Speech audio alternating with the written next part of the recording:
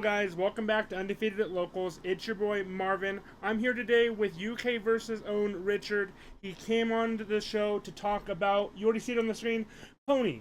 We're talking about Pony today. How's it going, Rich? Yeah, I'm all good, thank you. Yeah, thanks very much for having me.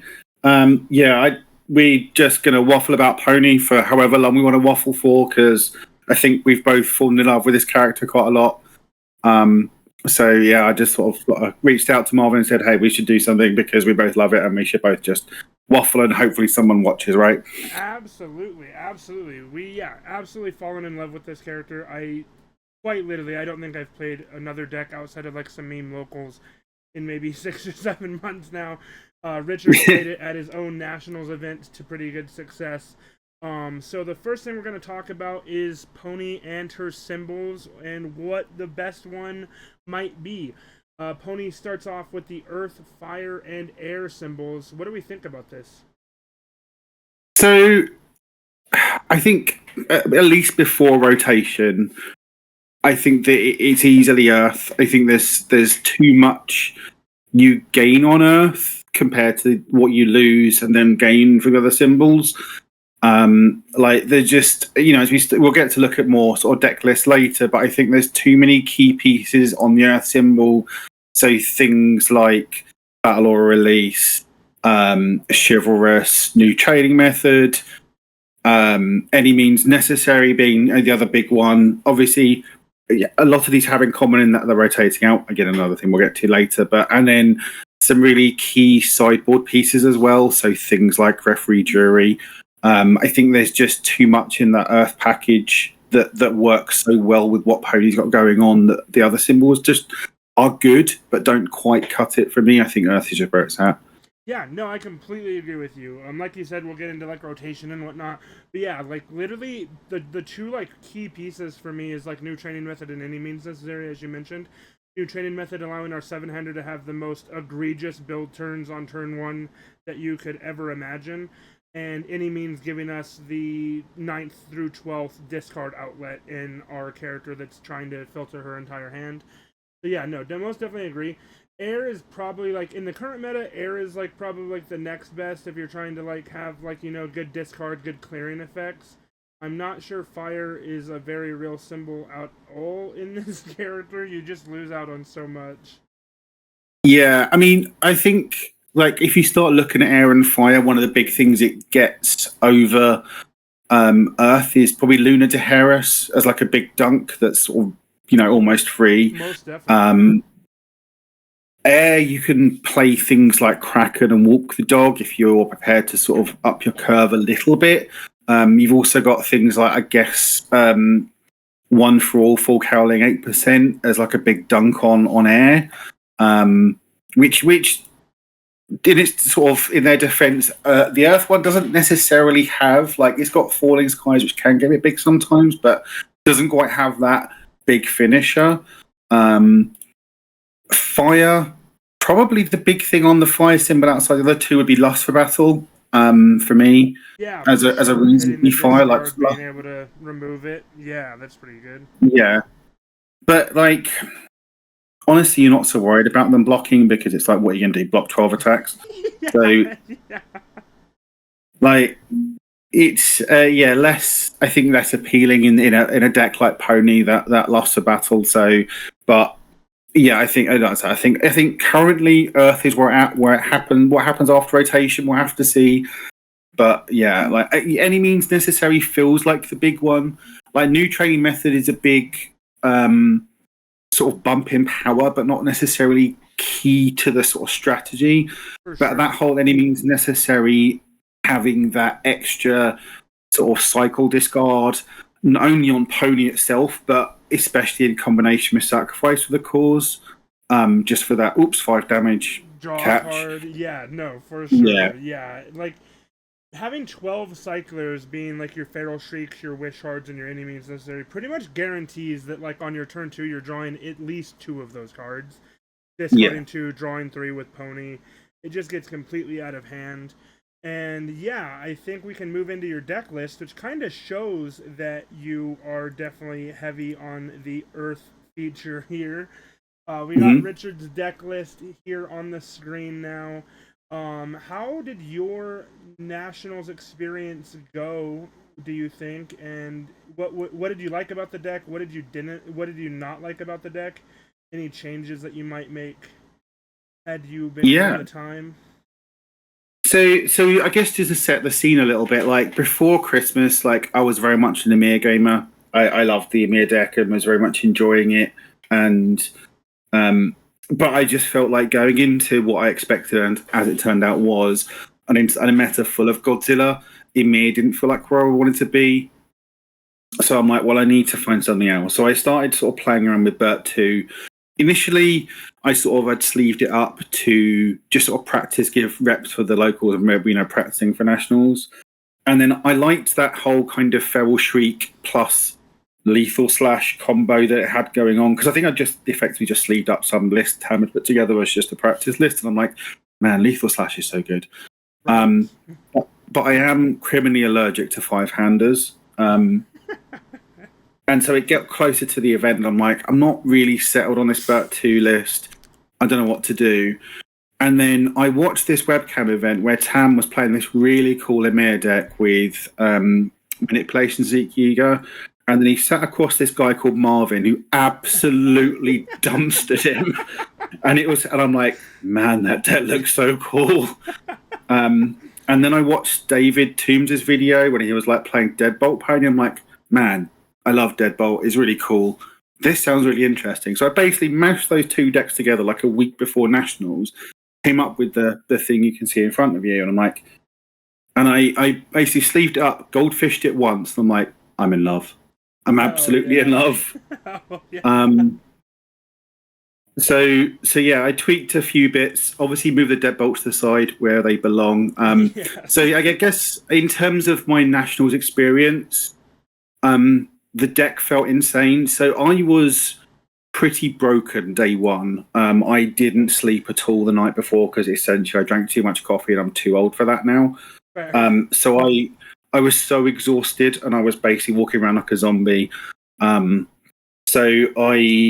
round one was against Earth Godzilla and just dumpstered him because that's what Pony does. Round two against Fire. No, it was Chaos Bert 1. And again, someone who'd obviously never sat across from a pony and just, again, did the thing. Round three was against Chaos Godzilla. Again, just did the thing. They were dead. 34 life isn't enough against Pony. It really is. Round four was the unfortunate one that the round I wish I could take back. And that's the one that was on stream. So round one, I'm playing against Jonathan, who's obviously an excellent player. He's on Bert 2. Game one, he makes the cardinal sin of committing Bert. Again, I'm assuming maybe hasn't played against enough Pony and doesn't realise what it can do. And I just, machine gunned him down. Game two, I probably whiffed the hardest I'd whiffed all through my 7 rounds on trying to go for it and just petered out. And obviously, Bert 2 killed me. And then game three is where it all came off. I was going first. I've got sacrifice. So I've got a 3-2-1-0 build, right? And I'm like, I need to go for it. And obviously, I played the 3 and I checked the 2. So I built 0 turn 1, and it was all downhill from there. In hindsight, I didn't need to go for it. I could just build 2-1-0, then maybe poke and build, and then kill him on turn 3. Even having said that, I was still in with a chance because this deck's insane. Yeah. And it's where I made my second mistake, where I got showdowned and had my Web of Blades, which we'll come back to, and sacrificed the cause, committed down. So I was just getting DR'd. And again, still nearly got there. But I think the point I got showdowned, I should have just shields up. I'm going to kill you again next turn. So yeah, that was just me misplaying, I think. The next round I played against Void Rodan, who again can block really well, can't block really well 13 times. And I put I put a bit of salt in the wound, and I really apologised to my opponent because I dead bolted him, poked, passed, deadbolt death. So there's just No. two deadbolts in a row. Deadbolt, no. Yeah. The next round, so I'm effectively on a winning in at this point. Was against someone I got the last 2 rounds. I was against a Mimic. So this is the foundationless Mimic, who's obviously got DR out the wazoo. We get to game 3. It's gone long. I'm going for the kill. Timer's called on the round, and I'm like, well, I've got to go for it. I check too many 3s. It gets to the point where I've got 1 attack in my card pool. I've got no foundations. I've got Pony left. He's on 1 life and nothing left. I resolve my attack. If I check a 5, I win. And I obviously check the 3. No. So we drew that one. And then the last round was against Nathan James on Chaos Godzilla. And he just Godzilla'd harder than I ponied. And obviously Nathan's a really good player. So yeah, so 4 wins, a draw and 2 losses. So I ended up 14th. But honestly, in terms of the way the deck performed, it was incredible. And I felt like, and this is no slight to any of my opponents or anything, my losses were due to me and maybe sometimes the deck sort of not doing what it should do. Not cooperating. Yeah. I don't feel like if I'd had more experience with the deck, any of my opponents had a chance. It just felt like I'm going to do my thing and you've got very little to stop me. Yeah, no, you had such an impressive showing. Even still, like 14th place is nothing to scoff at. Even the stream game, like I'm not sure that I would make a different decision than you, because like you're playing your best card against this matchup, right? Sacrifice of the Cause will certainly like close out this game, so I don't even really blame you for that play. And yeah, such an impressive showing with such a cool deck that you made your own little changes to. You added your own spice to. Mm-hmm. But yeah, so if we look at the deck list, so attacks wise, 4 battle or release, 4 electric moth, 4 lethal slash, they are non-negotiable. Yeah, like you play 4 of each of those. I appreciate lethal slash has a 2 on it. That doesn't matter. It's possibly the best card in the deck. Correct. It's insane. Yeah, it's absolutely crazy. And like, I think the thing to understand about lethal slash and why it's so good here is it gets you ahead on the counter game. So with Pony, obviously you're generating 2 counters per attack, but you basically need to spend 3 to clear. So you're always effectively down a counter. What lethal slash clearing in itself is effectively, it saves you 3 counters so you can keep going and play those 12 attacks, because you could literally do that in this deck. Yeah. So it's such an important part of keeping that engine going that you really can't overlook it, and it's really important and you really need to play for, and it's really worth the 2. So yeah, those 3 are non-negotiables. The rest, so I would say Wish Hard is obviously sort of a pseudo action. I think 3 is the minimum you could play for. Sometimes because it's sometimes it is just I need to play another attack, and you play the Wish Hard and it's fine. Yeah, for sure. Sometimes you can just kill your opponent with it there, more or less. Yeah, absolutely. Yeah, exactly, because they're holding their high blocks. They know you're playing all highs, and it's oops, this is a low. Yeah, absolutely. Right. Falling Skies. I could see this being a 2 of. I could see this being a 4 of. I think one thing that I think more practice with the deck would have helped is knowing when actually what you need to do is not necessarily clear and just go for a big Falling Skies, and that's something I wasn't really doing. And sometimes I think that could get you there. So yeah, I think you could play 4 of these. It's fine. It's not like the best Falling Skies deck, but it's a above printed damage attack, right? Which is sort of what you need. Exactly. Sometimes. It's always like a 4 high 6, sometimes more. Yeah. Spirit Slash is deceptively good in this deck. None of it is exciting. None of the words are particularly exciting, or the numbers. But the combination of them is really good. Like, the 0 high block is not to be underestimated. Like, so many people are playing good high attacks. Absolutely. So, and if they're not, you can spend 2 counters and make it a high block with your Spirit Slash, clear it, and then build. So like building during your turn is really good, like because sometimes you will just check too many 2s and 3s and you're just running out of resources. Yeah, this can go up on that. And then sometimes it's accidentally a 6 high 5, right? So I could absolutely see playing more Spirit Slashes. The one attack I don't know how I feel about in this deck is Attack Titan's Haymaker.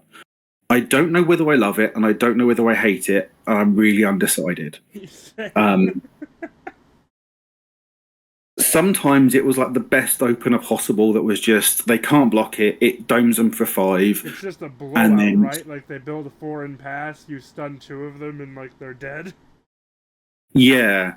And then sometimes you draw it mid-turn, it's like, I wish this was a 4-death. Yeah. And because that's sometimes what actually lethal slash helps, right? Is that you play an attack, you play a lethal slash, clear your first attack, and now you've got a nice clear board. So you can lead with a 5 or you can lead with a seizing.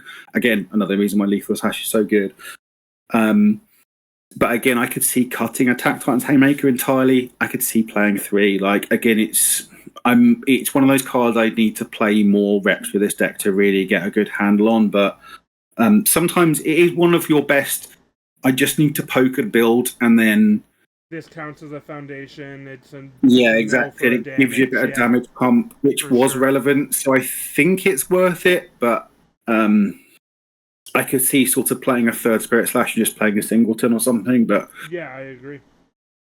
I think these are the attacks, right? And it's just you tweak the numbers here as you see. No, yeah, I completely agree. I think these are like the only attacks you'd ever be wanting to run in this deck. And like you said, you can tweak numbers.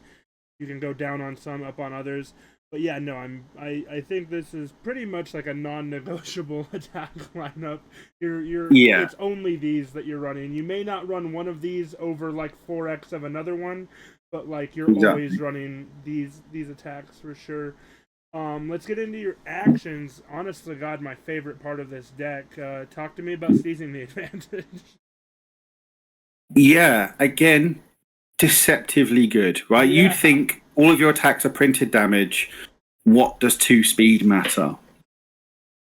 Sometimes it really does, especially like if you lead on something like a battle or a release where it's like, well, it's going to be 6-7 damage. You need to block this or do something, right? Yeah. But more than anything, it's the snipe, and there are so many sort of individual pieces that can really ruin your day, like learning the standards or anything like that. So having that option to snipe their best piece, their best defensive piece, like a Keiko's Aid or something like that they thought they had as a nice sort of shield up, and it's like, no, that's gone. We're going in. Yeah, for sure. And obviously also just building you during that turn, right? You're not really ever realistically running out of like cards in hand, so you can happily spend a card in hand to gain a resource on your turn and to snipe their thing, which is often sort of the thing with seizing. It's sort of you're down a hand size, but it's just worth it in this deck just to snipe their best piece. Completely agree. And then like clear your pool with lethal slash. Like you can go seizing an attack, lethal, clear your card pool, seizing again, double seizing across a turn, not on a 5 is just insane. Yeah, exactly. Sugar Rush, I put in because I love Sugar Rush as a card. I would cut it. I don't think the deck needs it. I don't think it really came up that it was relevant overly. I love Sugar Rush, and I generally jam one in on symbol, but I think I would cut this if I built this deck again. I don't think it needs it. That's fair. Yeah, that makes a lot of sense. Seizing the advantage is probably like really the only action we need outside of like we'll get into the sideboard here. Obviously, the sideboard actions are important across a matchup. But let's get into your foundations. A lot of these are going to end up also being like non-negotiable pieces. You guys are going to have to understand that 70% of this deck list builds itself, and then the other 30 is like your spice. Yeah, exactly. So like 4 new training method, 4 sacrifice for the cause, 4 chivalrous, 4 any means necessary, 4 push the advantage, 4 feral shriek. I wouldn't cut any of those ever. I suppose then we can get into the other ones. I mean, I suppose a quick word on Sacrifice for the Cause. It looks, obviously we're playing a 3-diff, we're playing a 2-check, and chumps will try and play it on stream and then build 0. This happens. But obviously you get to cheat with new training method. But it's just a way of getting damage on your turn, whether that's sacrifice, discarding enemy necessary for a 5 damage out of nowhere, or even a feral shriek for 3 damage, or just anything for just, you end up sometimes with plenty of cards in your hand. So just being able to discard something for some extra damage, make them interact or they're taking more. And, in a pinch, you can sort of, sacrifice one to stop them doing their DR that saves their life, right? It's it does so much. The Elder Togeros of the world, both offensively and defensively. And on turn 2, when we have 4 damage moves, like you said, we can play 12 of those, and that's what people don't realize. But they don't seem that scary. On turn 2, when all of our moves are 7 damage, then it really puts our opponent into, wow, I'm just going to die here. Yeah, it's so good. I mean, you could conceivably trim 1 sacrifice. I wouldn't. But I think maybe you're down to 3, but I think 4 is just right. Yeah, I agree. Again, push the advantage and chivalrous. You just need the card draw. Any means and feral shriek are just your cycles. I wouldn't ever try and build an enemy necessary unless you really have to. Feral shriek is not the worst to be built in your stage, but any means is really I didn't draw any other foundations. I have to build it. You're going to be flipping that with Battle Aura. That's a face down. Yeah, exactly. So then, push the advantage, just card draw, chivalrous card draw. Mother's Embrace, I would move up to a 4 and cut because something else. Again, sometimes you do check too many 2s and 3s and you start running out of resources. This is just a free ready on your turn. I would play 4 of them, I think, if I built this again. Super fair. Quick to act and number 10 are just your zeros. Like they're just the better blocking zeros off zone blocks.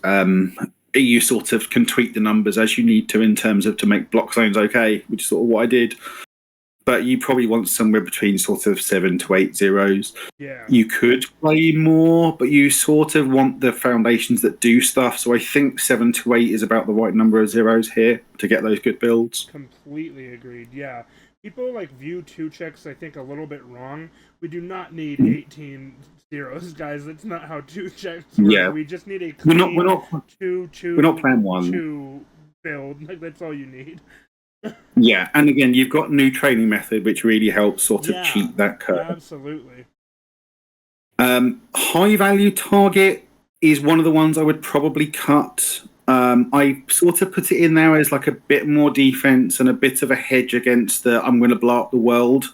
I found, even though I played 3 Godzillas and a Burt 2 and a Mimic, they weren't blowing up the world because they were dead.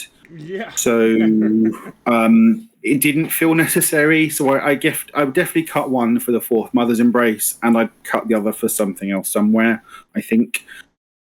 And then what else? We got Quick Response.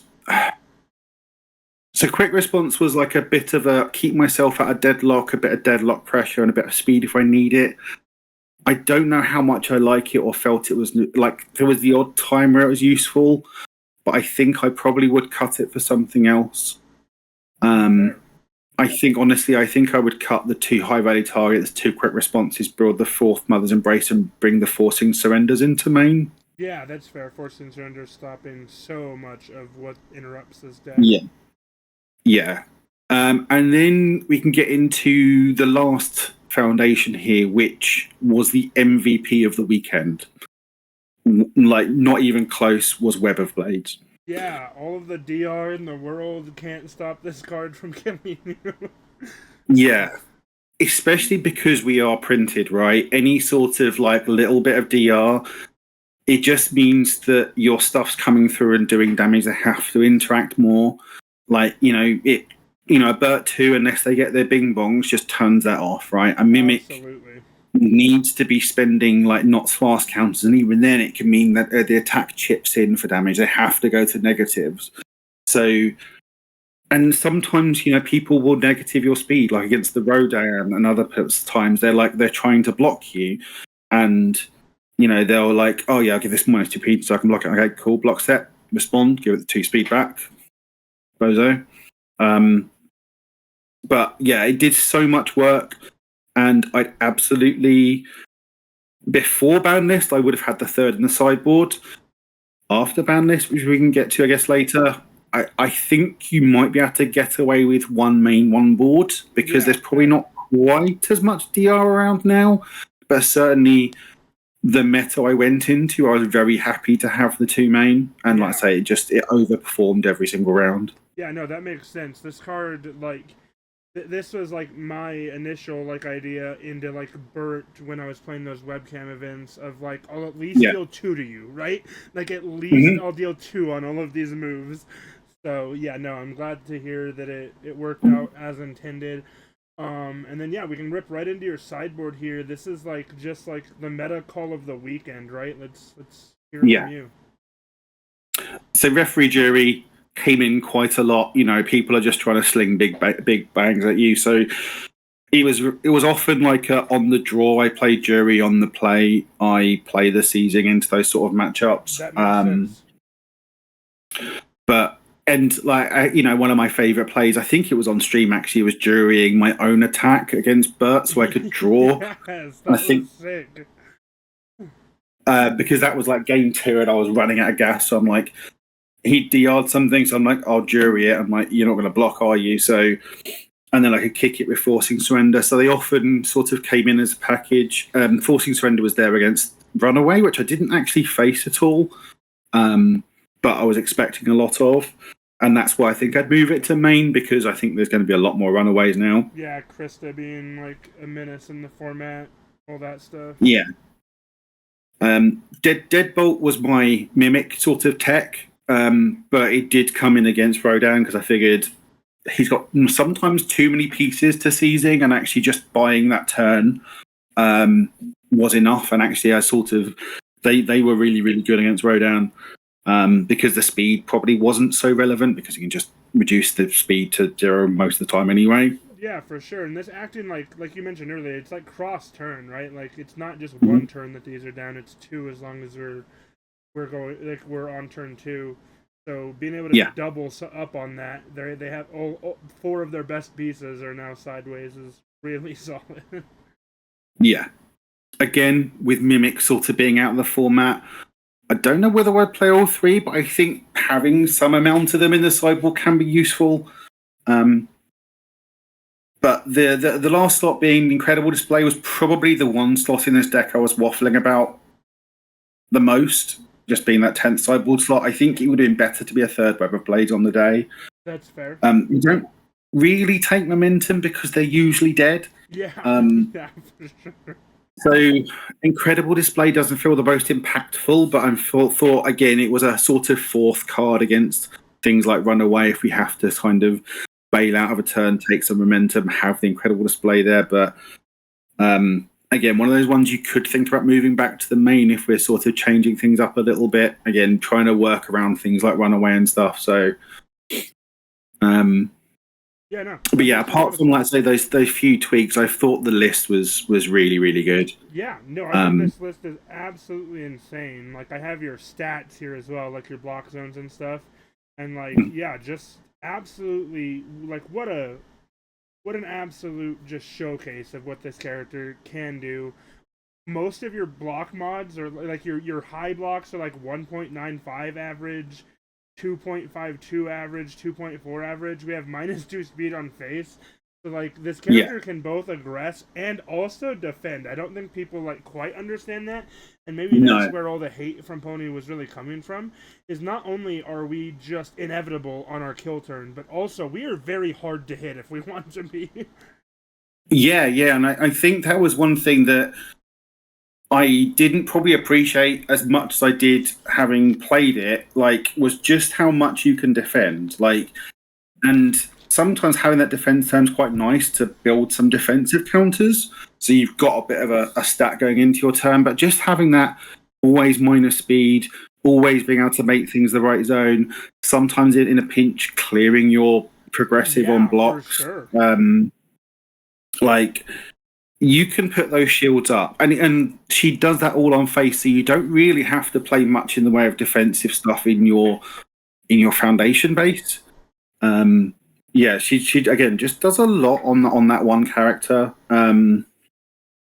So and so and even that zone change like several times came in clutch, like on offense, where I'm like, I've got a surplus of counters. I think you're trying to showdown me. I'm just going to make everything a low. Yeah, absolutely. Yeah, 100%. That is like the sickest play, especially now. Showdown's coming back a lot in the format. I just played Tam's Wednesday Weekly. Again, I was in round 3. I was against an Irwin, and he picked up Showdown with Fierce Swings. I was like, cool. They're all lows now. Like, I'm never letting you fuck with that card. Yeah, exactly. Like you have very much a plan A, right? Which is I'm going to build 5 or 6, and I'm going to bop you on 2, and you're not going to be able to stop me. But sometimes you don't necessarily build so many, or they do stop you, and you're like, okay, cool. I can put the shields up a little. I'll build up some more, and at this point, and then I'm going to be inevitable. Yeah, absolutely. So you do have like it's not a either I win with plan A or I'm dead. Like you can fall back on plan B and you can play a longer game. Like that Pony is good. Yeah, for sure. Yeah, no, Pony is great. This deck list is solid. Thank you so much for being able to show it off. We will get into some of our other topics on the day now. First and foremost, as I don't try to hide you, I hide this slide. We'll get into the ban list here, guys. Man, what an insane ban list for Pony, right? Yeah. So I like, Burt, Mimic, Knots Flask, like the premier sort of damage reduction in the format against a character that's mostly just slinging printed moves. Them being sort of hit hard just makes Pony's life a lot easier. For sure. Recovery Girl, I think, probably was a winnable but bad matchup. Like you really just have to kill her on turn 2 when she doesn't have a discard pile, or you just lose. And so her being not that, and you can just one bop her in a turn, like she has to block and have other things. And it's like, well, it doesn't matter. You can build 10, but you're still going to die this turn. Yeah, exactly. And actually, like probably the most impactful card I didn't see all weekend was Disarming Glance. Disarming Glance is one of the ones that really ruins a Pony turn, especially with that previous combo. You're so reliant on card draw. And because the combo's now gone, people probably aren't going to be playing this card when they probably still should be. I completely agree. Like, this still stopping an electric moth is like insane, right? Like, that is a very, very good ability against this character. Yeah, exactly. Like, I play an electric moth, you play a Disarming Glance, even without the, yeeting the attack and stopping it for the turn. It's like, well, you probably still just stop my turn anyway. Yeah, absolutely agreed. So again, people not playing that card so much. Thumbs up for the Pony players, so they're all really good. And I think like against the Chaos pile decks, Pony felt like it had a really good matchup just because it raced harder. Yeah. Most of the time, I feel you just have like a one-up over like the Godzillas, the Kristas of the world, because you're again just one turn faster than they want you to be. And like you mentioned, the DR being like pretty much like I won't say gone. DR is still very good, but like you now won't see knots. You won't see 3 Knot Slash across from a Mimic player. Yeah, exactly. Like Godzilla can still bop you, right? Because it's Godzilla. Sure. But again, it felt like a say 55-45 matchup in your favor, where mostly you're going to race them, but sometimes they just rampage you out, right? Yeah, for sure. Yeah. But yeah, no, ban list is all good things for Pony. Good things for the format too, but we've each recorded our own separate videos of that. Yeah, but yeah, no, Pony just took a net win from this ban list. Little like I want to say it's crazy that like something like Feral Shriek, something like Wishard wasn't played, but like it's actually not, because like we were the only people playing this deck, right? Like everybody kind of hated on Yeah, the character. People really didn't understand her power level at the time. So yeah. I don't know whether I would say she's the best in the format. I think she's definitely the most. She's the best not played enough character yeah, for in sure. this format. Um, I don't know why people weren't playing her as much. I mean, obviously there were some people. We know we had one top cut at US Nets, Yeah, yeah. which again Connor is took a it with thing we'll the get into in a bit. absolutely. But I don't know why people either weren't playing her though, or didn't necessarily do so well. I'm not sure. Maybe they weren't playing enough Weather Blades. Who knows? True, Um, true. But yeah, that'll be the ban list. All good things for this character. Up next, we have we got to think about rotation. We mhm. saw Richard's deck list. Richard's deck list was maybe like 5 cards total different than my like standard deck list ever has been, and all of these cards on the screen are 4x in the deck. So yeah, rotation's gonna hit the Earth deck pretty hard, as we've already mentioned. Things like new training method, any means necessary, chivalrous competitor, and seizing the advantage, all leaving us at the start of Critical Role. What do we think about this? Is this just going to put the character into the ground, or do you think we can pick up the pieces? I wouldn't say it puts the character into the ground. It certainly loses a lot, right? It certainly hurts. Again, probably the any means necessary is just losing a bit of that consistency For in sure. terms of like the cycling through your deck. Again, chivalrous is just card draw. There's probably more flip 1/5 flip draw a card somewhere we can use, right? So again, chivalrous probably not the biggest loss. There's probably something else to replace it.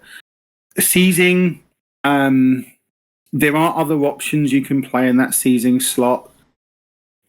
You could just obviously play more foundation base if you need For to. sure, be more consistent on your build turns. Absolutely. Yeah, you're a bit more prone to not having those snipes. I don't know whether there's any other kind of good snipes that exist on the symbol in that slot, but like you could play, say, something like you could play Deadbolt main, right? If you're that sort of a gamer, you Yeah. could play something like maximum hardening for more damage if that's sort of the way you want to go. Yeah, and we can clear that card. That's not a bad idea.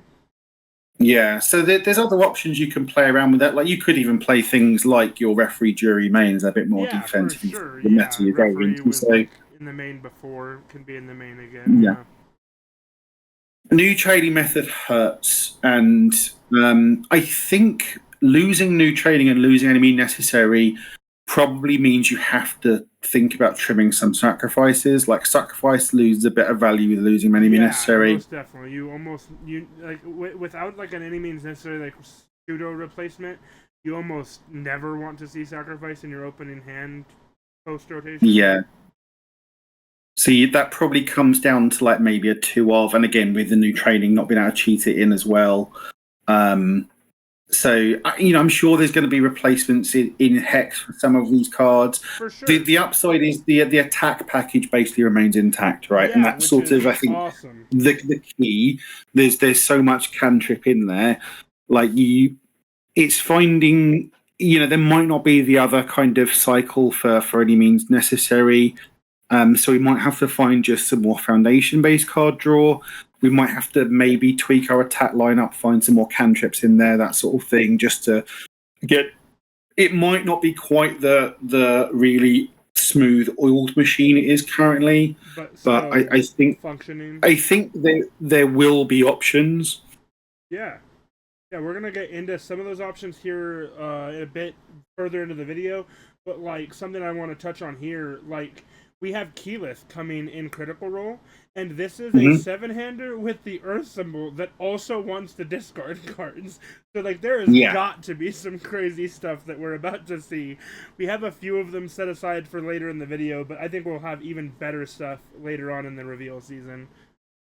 Yeah, I'd hope so. Like we've seen almost it feels like hardly any of the sets so far. Like we've seen the characters, Yeah, but it feels like a couple of the ultra there's a but like there might be an SR that's not Falling Skies that this character gets to run, right? Like who knows what's gonna happen. Exactly. So, there's the 12 non-negotiable slots, and then you probably have to move Wishhold up to a 4, has to be a 4. Yeah, for But then sure. those Falling Skies Haymaker Spirit Slash slots, Could just be there's a there's better definitely better room for attack. something there that Yeah. comes out that sort of blows this stuff out of the water, right? So Definitely, yeah, I agree. Getting in, kind of thinking in the similar vein of like post rotation, I do think me and Richard agreed we have to kind of talk about like a City Rampage deck. This deck, yeah, like outside of like of course any means, everything of course, but like this deck's game plan does not really change post rotation because we're a City Rampage deck, right? We're just slinging 5 diffs trying to beat you. We're not trying to build in like sacrifice to the cause as much as mine and Richard's Earth deck was. Is City Rampage real? How well do we think Pony operates with this card? man. Anyone who's watched the UK versus podcast of any amount of time knows I'm basically not a particular believer in City Rampage. Like Brett thinks it should be banned. I think it's mid and win more. I Um, I've talked to Richard about this in a message previously. I don't know how mm, me and Richard have not found each other sooner because we have yeah. very similar takes that completely agree. However, I think the one obviously it proved itself, right? It made top 8 at US Nats, and that's no Absolutely. mean feat, Yeah, right? for sure. Like absolutely like ran the room, right? Like I watched the deck a Yeah, couple times on stream and just freaking absolutely trounced people. It was awesome. yeah. So if you look at City Rampage in the context of Godzilla, right? He's just sort of it's. I think in the context of Godzilla, it sort of lets you almost get that half to a 1 turn quicker when you see it, and it just sort of leads to high rolls on turn 2. I think sort of turn 3, turn 4, turn 5 in Godzilla, City Rampage isn't doing much for you. Pony, I think, might play City Rampage better than Godzilla. Hot takes. Because if you think about it, right, she wants to effectively play with 2 cards in her cardboard all times. Like, the 4 diff trade we're playing is like, on a 4 and a 5, on a 4 and a 5, and we're 4 and a 5, and then we're just constantly playing on 5s, right? Absolutely. Sometimes less than that because of lethal slash whatever. If you wanted to play 5, which is why you basically can't play many, if at all, 5 diffs in the deck, because you can't play, on a 5, on a 6. That doesn't really work because you're just going to be committing out too much. Do you want to be playing those 10 attacks in a turn? However, if you lead with a City Rampage, you're not doing that. You're then on a 4 and a 5, and then on a 4 and a 5 and a 4 and a 5 when you're playing 5 diffs. And that does sound appealing, and especially when all of a sudden they're not just like 4 damage attacks, they're 5, 6, 7 damage attacks, plus with the +1/+1 from Rampage. And also maybe you decide you want to kick the Rampage just so you're constantly playing on less progressive. You're running out of foundation. Yeah, But you probably want it for the damage. So there's part of it tickled the brain in terms of, does Pony just play Rampage better than Godzilla? And I think she might. And I think there is room for like that Savage Stomp and stuff. Like it got the brain going in terms of, wait, what happens if we play Prominence Burn? Because it's just another excuse to play Prominence Burn, right? And I love that card. Yeah. Yeah, I mean, this deck was doing a lot of momentum stuff, which, again, I looked at that list. I absolutely hated it. But not because I thought it was bad. I just from a personal, I didn't like the card choices. Fair. The guy clearly did really well with it. So again, I can't sort of knock it from that perspective, but it just wasn't very me. But certainly the idea of Rampage Pony sort of tickled something just because he was doing a lot of momentum stuff. And I just feel like momentum isn't where you necessarily want to be with Pony, like relying on it. Yeah, because you just agree. You're just trying to clear your attacks, and even like his list was like still trying to clear, right? Because we were playing things like Levi's Overhead Strike, which is kind of like lethal slash at home. I would want to say, like we have to have this move hit, but if it does, then it's just lethal slash basically. Mm-hmm. Yeah, it's just they're not all 4 damage moves. So again, it's sort of a little bit appealing. Like Smashing Stomp is pretty strong, can draw cards. So I think again, we'll have to have a look at what the sort of landscape looks like come Heroes of Xandria release, but I think there's something there. Yeah. Yeah, no, As an absolutely. idea, like I've got like about 3 or 4 different sort of half-built pony lists in my UVS Ultra account, right? Oh, yeah. Of just like a Fury build, or just doing standard Rampage stuff, or like, you know, prominent stuff.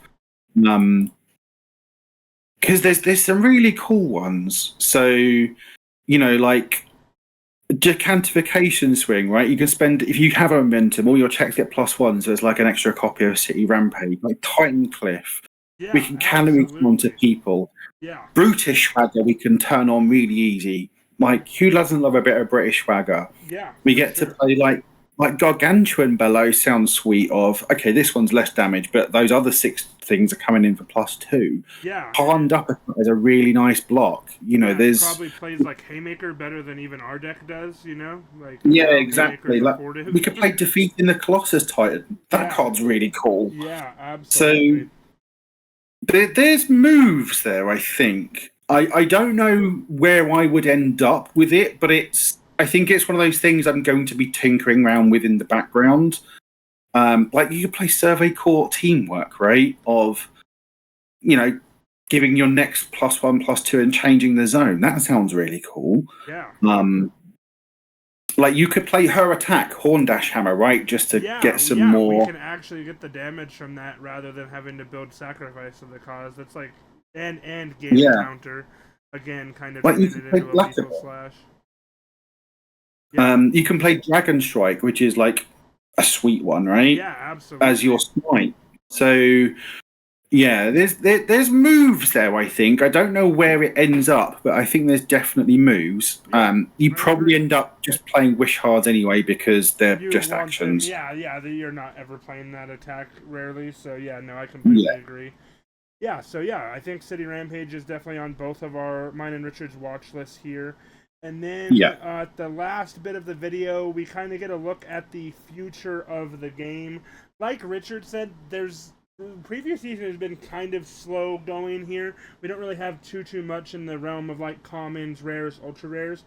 I just picked the 3 like most relevant cards that we've seen.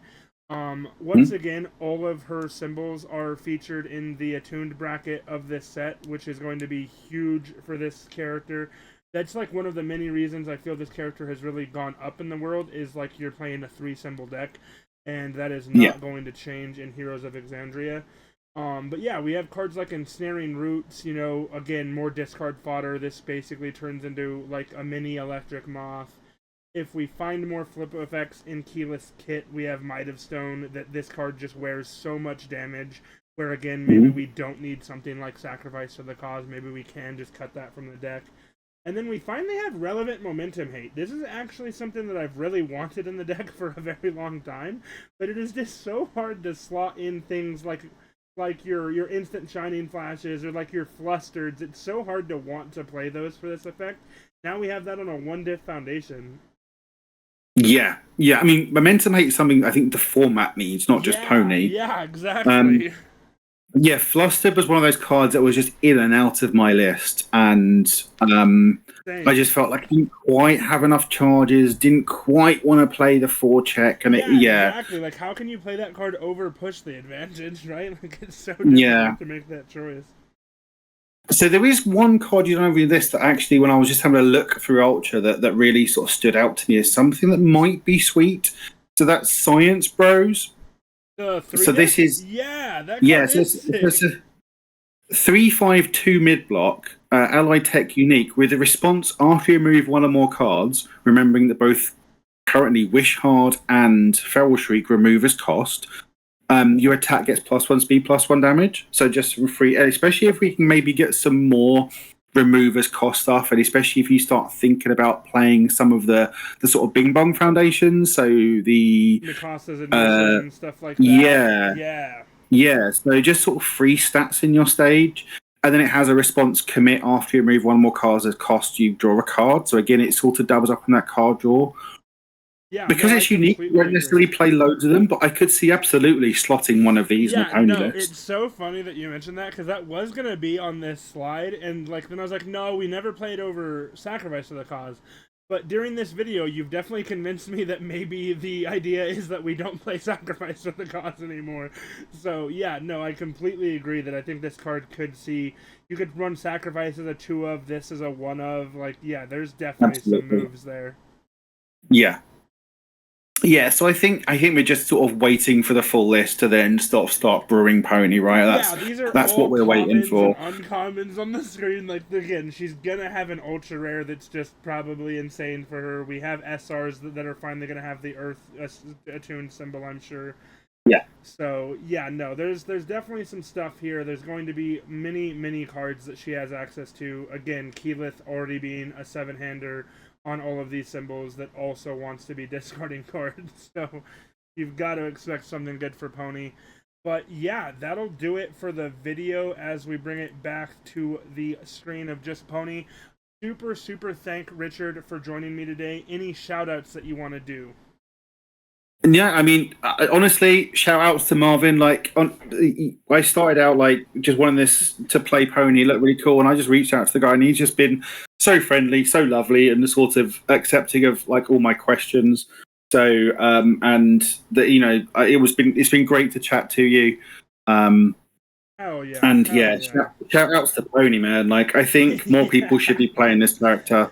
Like, one of my first things was just like, this is just Tokoyami, and I love Tokoyami. And yeah, dude, you just find the good ones and you just kill them. This character is absolutely insane. Yeah. If it's not like in the stats of like the worlds, if it doesn't break into the graphic, I'm going to be very surprised. I won't be talking about my deck list here. That'll be in a separate video. But a hint to all the homies out there: this most definitely is the character that I will be taking. Pony will at least be one of the 64 of us in the championship event. But yeah, thank you so much for being on here today. We'll get this video guys out to you this weekend, and then we have some Worlds content. I'm sure both channels will be having some content. UniVersus have been just jamming content, absolutely crushing it out there.